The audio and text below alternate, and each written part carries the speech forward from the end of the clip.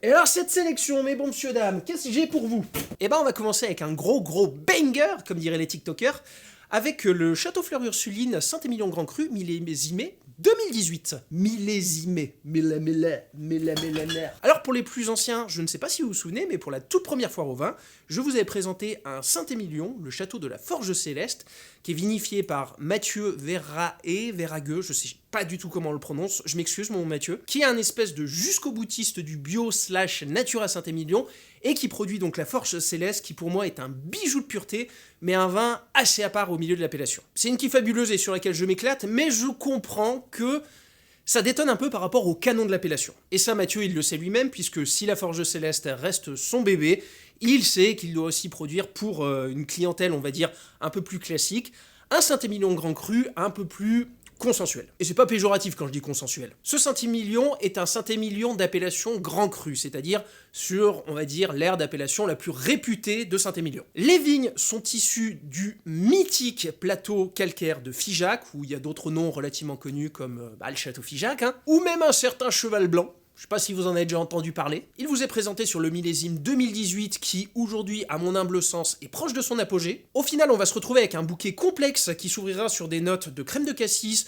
de fruits rouges bien mûrs, de fin boisé, de violette ou même encore de boîte à cigares. La bouche est pleine, les tanins sont ronds, mûrs et parfaitement intégrés. C'est fin, charnu, gourmand, ça vous est proposé à seulement 16,95 € et c'est un rapport prix-plaisir absolument... mais juste fou. J'ose pas vous dire que c'est le meilleur rapport prix-plaisir que je trouverai jamais dans ce vignoble, puisque si vous en prenez quelques bouteilles et que vous allez être déçu, vous allez dire que j'ai exagéré. Mais franchement, je suis vraiment pas loin de le penser. On part ensuite dans le Languedoc pour mon plus gros coup de cœur du salon millésime bio au domaine Ampélus. Et là... mais je sais même pas par où commencer en fait, tant il y a à dire. En fait, si je sais par quoi commencer, je vais tout simplement vous dire que je compte relancer les J'irai trinquer chez vous et que eux, ils sont dans la top list. Comment je les ai connus? Eh bien, je les ai connus via le concours Vignerons et Terroirs d'avenir dont ils ont été les grands vainqueurs en 2019. Et j'ai regardé leur vidéo de présentation, c'était un jeune couple, donc Genia, originaire de Lituanie et qui, lors de vendanges en France, a décidé de plaquer son métier de pharmacienne pour venir s'installer avec Thibaut, qui est un local de l'étape et qui possédait quelques vignes via son grand-père. Et comme Thibaut, lui, avait une formation d'ingénieur agronome, et ben il s'était lancé dans un projet que je trouve fabuleux, qui est de vous faire regoûter le vin historique du Languedoc. Et pour vous donner un ordre d'idée sur les cépages rares, ils bossent avec des variétés comme le Morastel, la Counoise, le Picpoul noir, le Terré noir. Donc cette idée de conserver le patrimoine génétique des anciennes variétés du Languedoc, je trouvais ça génial et je me suis rendu sur leur stand. Je viens me présenter et faire mon speech habituel et j'avais à peine parlé que « Oh mon dieu, mais c'est Vinstache !» Ils me connaissaient déjà puisqu'ils étaient abonnés de la chaîne et qu'ils me suivent. Donc déjà ça commençait très bien, mais après le fait est que voilà, il fallait quand même que je goûte et voir ce que ça donne au niveau des vins. Ils faisaient déguster je crois une grosse dizaine de vins sur leur stand et que ça soit sur les cépages rares, en blanc, en rouge, sur leur muscat, sur leur cuvée un peu plus perchée, à chaque fois, je me suis dit, putain, mais c'est monstrueux. Et mon coup de cœur est parti sur leur cuvée de Riverinck. D'autres le prononcent Ribérinck, mais je vais vous expliquer. Le Riverinck, c'est un cépage que je ne pensais pas si confidentiel que ça. Pourquoi? Eh bien, parce qu'il y a 3-4 ans, quand j'étais allé déguster dans le bar à vin de Charles du Pot-Stache, il m'avait dit, ah bah tiens, attends, il faut que je te fasse découvrir un truc en Languedoc, tu vas voir, c'est un truc assez spécial. Et il m'a fait découvrir donc le Ribérinck de chez Thierry Navarre. C'était la première fois que j'ai goûté et j'ai adoré. Sauf que lorsque j'ai fait des recherches dans le Wine Grapes de Jancis Robinson, celle-ci disait tout simplement que, à son humble connaissance, en France, elle ne connaissait qu'un seul producteur de Riverinck et c'était Thierry Navarre. Donc voilà, ma chère Jancis Robinson, vous avez tort, maintenant il n'y a plus un vigneron, mais au moins 2 vignerons en France qui cultivent le Riverinck. Donc voilà, normalement, hormis si vous êtes un gros geek du vin, il y a très peu de chances que vous ayez déjà dégusté du Riverinck. Et franchement, je pense que c'est un très gros cépage d'avenir. Pourquoi? Eh bien parce que étonnamment, je vais plutôt commencer sur la structure. En fait, quand vous pensez vin du Languedoc, aujourd'hui vous pensez vin puissant, plein, concentré, très tannique. Sauf que avec le réchauffement climatique, ça fait qu'on va sur des vins qui ont un côté parfois toujours un peu plus. Or le Riverinck, c'est un cépage qui déjà a très peu d'alcool. Là, pour vous donner un ordre d'idée, sur un millésime caniculaire comme 2022, eh bien on est à seulement à 11,5 degrés d'alcool. C'est faible en alcool, c'est plutôt léger en termes de matière, mais ce que j'aime beaucoup, c'est qu'il y a une certaine rusticité au niveau des tanins, et c'est pas péjoratif, c'est plus que ça donne un côté assez droit, et qui vient soutenir justement ce faible alcool, et je trouve que ça donne un très bel équilibre. Au bouquet, je trouve que franchement c'est très profond avec une grosse dominante de grenadine, mais vous retrouverez aussi de la fraise des bois, de la réglisse, du musc, de la cerise noire, ou même encore des épices méditerranéennes. Bref, c'est gorgé de fruits, c'est juteux, c'est d'une superbe buvabilité, et alors ça, l'été, c'est typiquement le genre de vin rouge que vous avez envie d'ouvrir. Ah, et pendant que j'y suis, j'ai aussi pris 60 bouteilles de leur cuvée de Carignan blanc et de Terré blanc, donc leur cuvée blanc de blanc, millésimée en 2022. Au nez, on retrouve des agrumes avec de l'orange et du citron jaune, mais aussi un côté mie de pain grillé, blé doré ou encore cire d'abeille. En bouche, c'est d'une très belle structure avec de beaux amers. C'est vif, rond, équilibré, mais en même temps quand même assez bâti en termes de structure pour un blanc. Au point que je vous conseillerais plutôt de l'envoyer à table, car pour moi c'est vraiment la définition du blanc de gastronomie. Toujours dans le Languedoc, on part dans la mythique appellation Terrasse du Larzac, au domaine Nova Solis, avec la cuvée Crépuscule millésime 2021. Et ça, pourquoi est-ce que ça rentre dans la sélection banger? Et bah tout simplement parce qu'un Terrasse du Larzac bio à 15,95€, frais de port offert 6 bouteilles, le rapport prix-plaisir est juste fou. Comment j'ai découvert le domaine Nova Solis? Et bah c'était encore grâce à Millésime Bio, et c'est grâce à un fidèle de Vinstache qui, lorsque j'avais fait une story Instagram en demandant s'il y avait des domaines que l'on me conseillait d'aller voir, m'avait dit bah va voir le domaine Nova Solis. Pour moi ça a été une vraie révélation, et je comprends parfaitement. Au nez, millésime 2021 oblige, c'est frais, avec des notes de cerise noire, de réglisse, de fumée lardée, de menthe ou encore de chocolat. Au palais, là encore, on est sur un vin très juteux avec une belle acidité et éclatante fraîcheur. Les tanins sont fondus et avec une belle accessibilité en bouche. La finale est persistante et vous emmènera sur de jolies notes amères de chocolat noir. Si vous cherchez un rapport prix-plaisir dingue à boire dans les 3-4 ans, foncez. Et enfin, on termine cette sélection banger avec le Beaujolais Village 2022 du domaine Séléné, qui est pas forcément le rapport prix-plaisir le plus fou que vous trouverez en Beaujolais, mais par contre, c'est tout simplement mon plus gros coup de cœur en Beaujolais depuis un petit moment. Lors du dernier Beaujolais Nouveau, j'avais été invité par l'Inter-Beaujolais dans une brasserie lyonnaise, où, pour la soirée Beaujolais Nouveau, on nous avait présenté 4 vins différents. Sur ces 4 vins différents, il y en avait 2 qui m'avaient vraiment scotché. Oui, je parle bien de Beaujolais Nouveau. Il y avait le Beaujolais Nouveau de chez La Palue, et il y avait aussi le Beaujolais Village 2022 du domaine Séléné. Derrière le domaine Séléné se cache Silver Trichard, accompagné maintenant de sa compagne Mathilde, qui est un enfant du pays et qui à la base ne se destinait pas forcément à bosser dans le vin, et pas forcément dans le Beaujolais. Sauf qu'un jour, lors d'une bringue, il a fait une rencontre cruciale, et il a rencontré tout simplement Jean-Claude La Palue. Ce qui explique peut-être pourquoi ça a été les 2 vins que j'ai adoré. Jean-Claude La Palue, c'est tout simplement l'un des plus grands vignerons nature en Beaujolais. La Palue, c'est même devenu l'un de ses pères spirituels, puisque aujourd'hui, dès qu'il a une question sur la vigne, la vinif, il l'appelle. Son deuxième père spirituel, c'est malheureusement le regretté Damien Belluard, qui là aussi était l'un des noms iconiques du vin nature en Savoie. Il est revenu dans le Beaujolais, sur la commune de Blacé, qui est un peu au sud de la côte de Brouilly, mais qui est sur des sols d'argile limoneux. C'est un domaine de seulement 8 hectares, mais qui donne naissance à des vins que je trouve bluffant et constant dans l'excellence. Ça fait très longtemps que je voulais vous en proposer. J'ai profité du dernier salon Bien Boire en Beaujolais pour les rencontrer. Je suis allé sur leur stand, j'ai goûté leur Beaujolais Village 2022 pour confirmer mon impression du Beaujolais nouveau.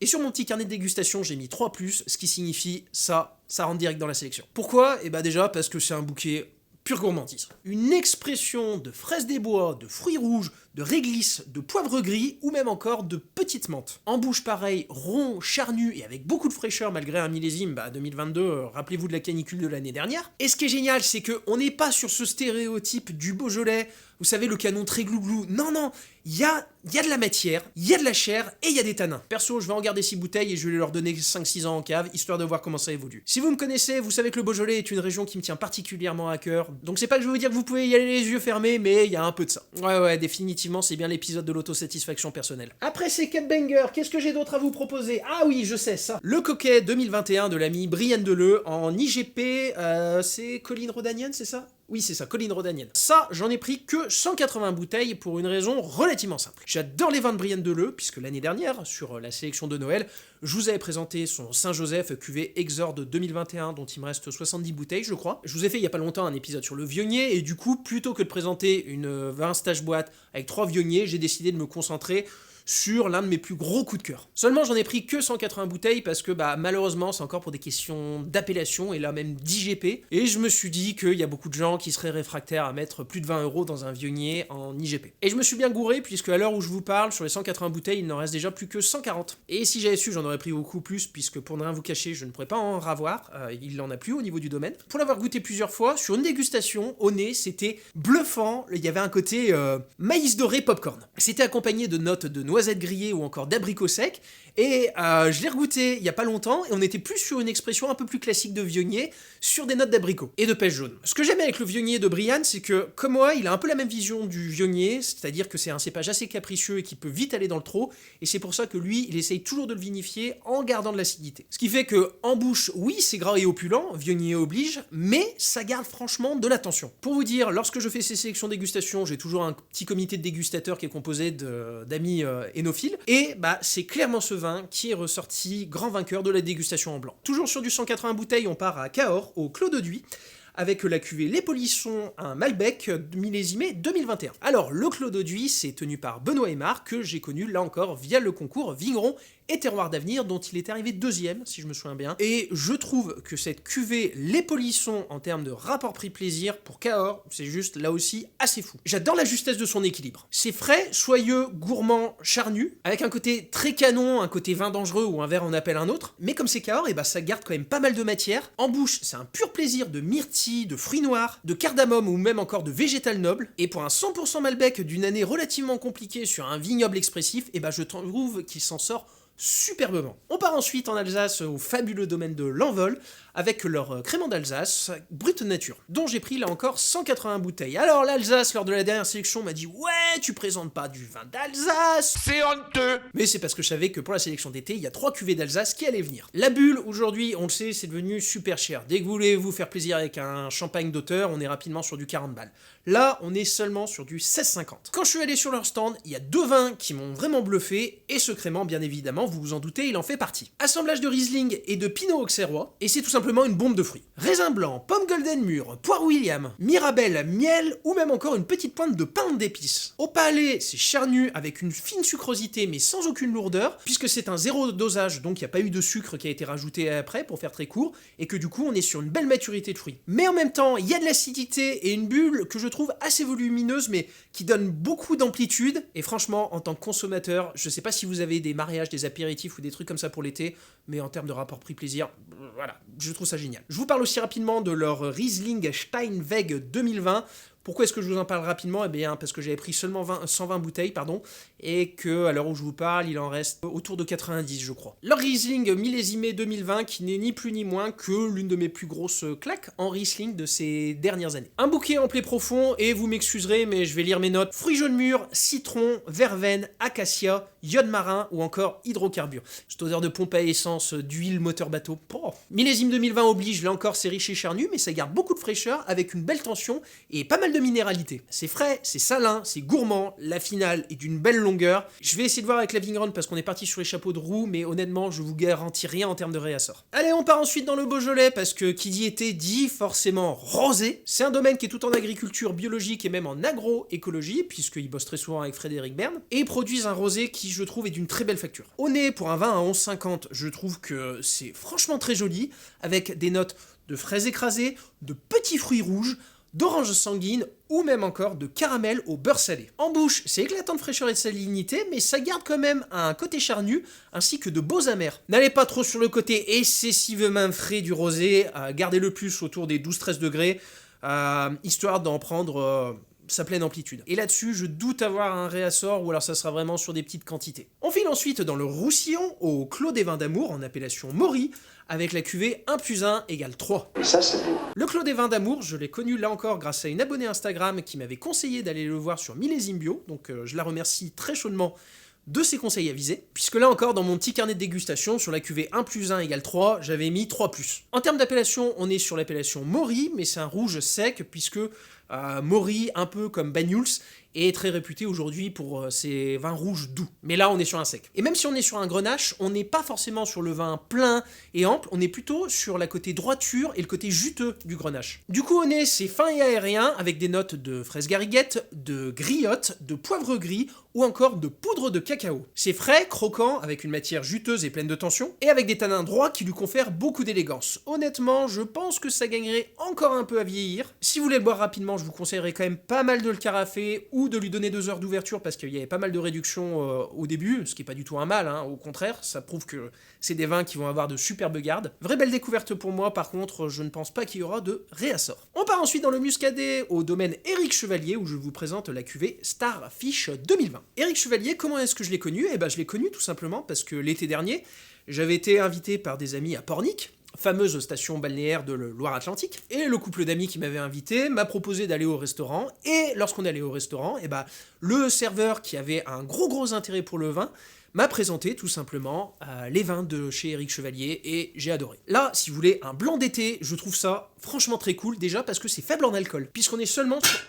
On a failli y avoir un drame. Je disais donc, en alcool, c'est seulement autour de 11,5 degrés. Au nez, muscadet oblige, c'est hyper salin, avec des notes de citron vert et aussi de melon. Mais pas le melon orange type le melon de Cavaillon, non, un melon type un melon Gallia. Mais on retrouvera aussi des notes d'herbe sèche et de pamplemousse. C'est pur, frais, salin, et en même temps ça garde de beaux amers. J'en ai pris seulement 120 bouteilles et je doute faire un réassort. On part ensuite en Alsace, au domaine Aquilé, avec leur nouvelle cuvée Hespéridé Gewürztraminer, millésimé 2020-2021. Alors, Aquilé, en seulement quelques années, est devenu l'une des nouvelles références d'Alsace. On n'est plus sur un Gewürztraminer qui est vinifié un peu façon vin orange. C'est un assemblage de 2 millésimes, 2020 pour la puissance, 2021 pour les acidités. Au bouquet, c'est complexe, avec une grosse dominante de litchi et de fruits tropicaux, mais vous retrouverez aussi du gingembre, de la gentiane amère, de l'orange sanguine, ou même encore une petite pointe de mirabelle. Au palais, c'est un vin d'une belle structure amère, mais qui évite cet écueil qui commence un peu à me gonfler parfois sur les vins oranges,